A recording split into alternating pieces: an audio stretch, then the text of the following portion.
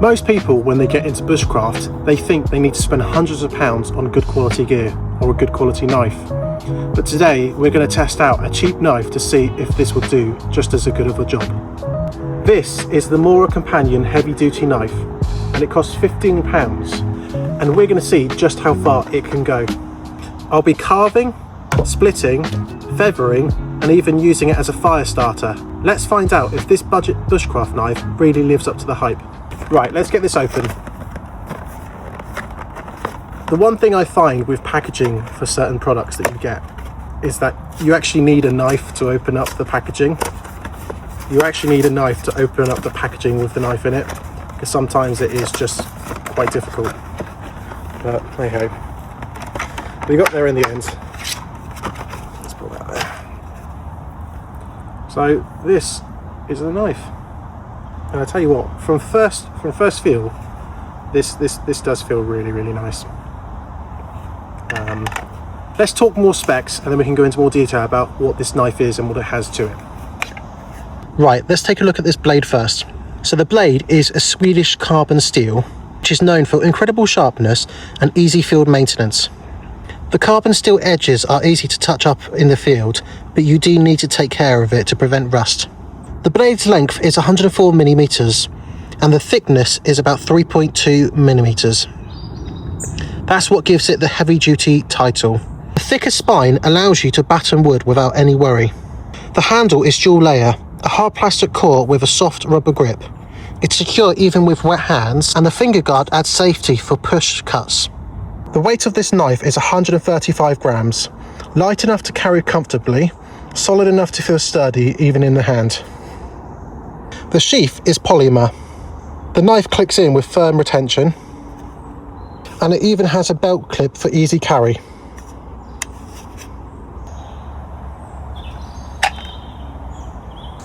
Right, the first thing we're going to try is splitting wood with this knife.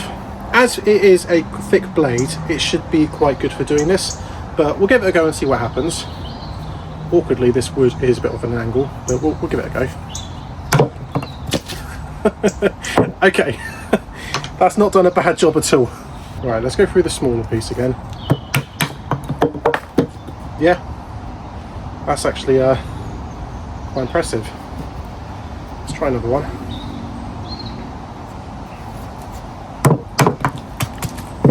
I'm really impressed with this. So far, it's doing a really nice job. Yeah, that's done a nice job. Right, I've got a bit of a thicker piece here, so we'll give that a go.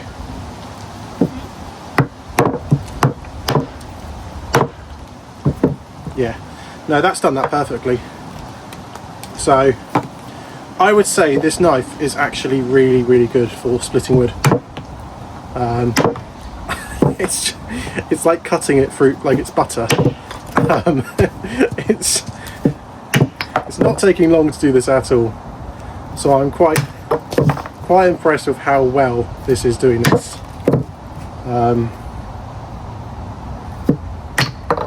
I don't think this will take very long to get small pieces of tinder with this. Like, that's not taking long at all. Now, I know this is wet on the outside, but as most people know, dry on the inside, wet on the outside. So if I was to use this wet wood, it would be good for tinder once I get it opened up and split into smaller pieces, which is doing nicely. Like this is doing it really well.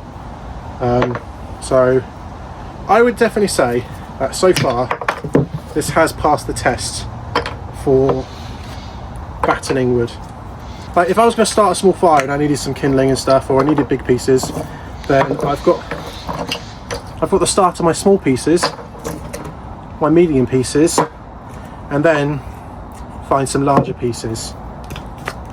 So within a matter of, I'd say 1 minute, less than a minute, I've got a good starting point for a fire. So I'm quite impressed with that. Right, so the next thing I'm going to test is carving, and I'm going to see how well I can use this for carving. And the first thing I'm going to carve is a simple peg. I'm not very skilled at whittling spoons and stuff yet, hopefully one day, but in the meantime I'm going to be just carving a spike ready for a peg. So give it a go. Now, I can tell you first of all, the grip on the handle does feel really good, and because it's quite bulky, it feels more sturdy in my hands. But the one thing I'm noticing is because it's quite a big blade, that it takes off quite a lot. So it takes a lot off of the wood. So that's the only thing you'll notice if you use this knife. It's doing the job. It's definitely doing the job nicely. Like that. That's perfect. Like that's really, really good. But it is carving a lot out. So that is one thing you will notice with this, is that it takes a lot of wood off. That hasn't taken me very long to make a peg. So obviously go in that way, go around here, pointy end. That hasn't taken me very long to make one of those. So that knife has done a good job. After batoning as well, after splitting some wood, it has made that quite nicely. And that is just as well as you want it to be. It's got a sharp end. It's got this little clip here for when you have your tie-ons on. It's done a very good job of that. Just like I said, detail orientated. You're not going to get that with this knife. It's too big for that. It's too big for detailed stuff. But things like this, it's perfect. Just one bit of advice though, every time I see people do carving or any sort of whittling or anything like that, they always leave this stuff to go on the ground, and they just leave it there. Save it. Save this stuff. It's really, really useful. That is very good with helping for a fire. You don't want any of it to go to waste. Keep that. Let it dry. Keep it in your pocket. Keep it somewhere where it can stay dry, and then use it when you need a fire. Don't waste anything in the woods. Right, the next test I was going to do was feathering, but I'm awful at feathering, so I can't really do that. But just to show you how fine the pieces can get if you were to do it, they do get fairly fine. It's actually doing a really, really good job at getting very fine pieces off of it. So if you know how to feather, then I reckon this will work. Saying that, actually, I'm not doing a too bad job really. I've always been awful at this. I've never been very good, and that's because I've never really known how to do it. But I'd say, just dropped a few pieces. I'm going to pretend that didn't happen. I'd say, even though I am awful at doing this, like anyone who does this more so than I am, you're probably looking at this quite shocked, but it's doing something. So I reckon if I practice this more, I could do this. But if a person who uses this knife and does feathering, then yes, I reckon this does a very good job with feathering. The point of feathering, because I was practicing earlier, and these are the size of the pieces that I had earlier, and I have gone a bit smaller, so a bit of practice helps. But the point is that all these bits that are falling off are easy to catch alight when you're using flinty steel or a lighter. This is the start of your small kindling. So I say that does a pretty good job. I'm pretty happy with that. So I would say that it definitely does well in feathering. Now the next test is to see how well the knife holds up with using as a fire and starter set. So a lot of knives you can do this with quite easily, and you can do it on the blade side, or you can do it on this side. But some knives it just doesn't work on, and sometimes you have to find the right spot to be able to do it. But we'll give it a go and see how well it holds up on this. Now the thing is with this is you can't do it on that side, and I don't really want to do it on that side because I don't want to blunt the knife, so I'm going to do it on the back side. So far that side doesn't seem to do anything, but I think if I get it right on the tip, okay, let's have a look and see. So it does make sparks. It's quite difficult to aim it right. It does work, but I am using just the right tip of the blade on the back. I'll give it to the knife, it does work. It is very awkward, and I reckon once you've got the knack of it, you can make it work. But the thing is with the good old steel that you get with a kit, which isn't that heavy to carry, and the difference is that I can actually hold it better and it makes more sparks. For the weight that it is, it's better to have this. I'd rather carry these two and a knife. But if you happen to not have a flint and steel with you, then you can use a piece of flint that you find somewhere and you can use your knife. So it works, and it works all right. You could probably do something with it and you probably could get a fire going.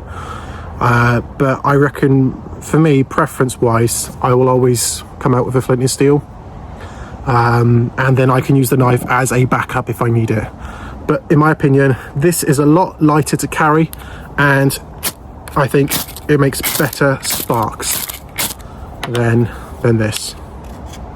It's quite small, and it's going to be a bit more difficult, but it's not impossible. It works. Right, now we've put this knife to use and we've used it on some heavy duty things. Let's see if it's still got a sharp point.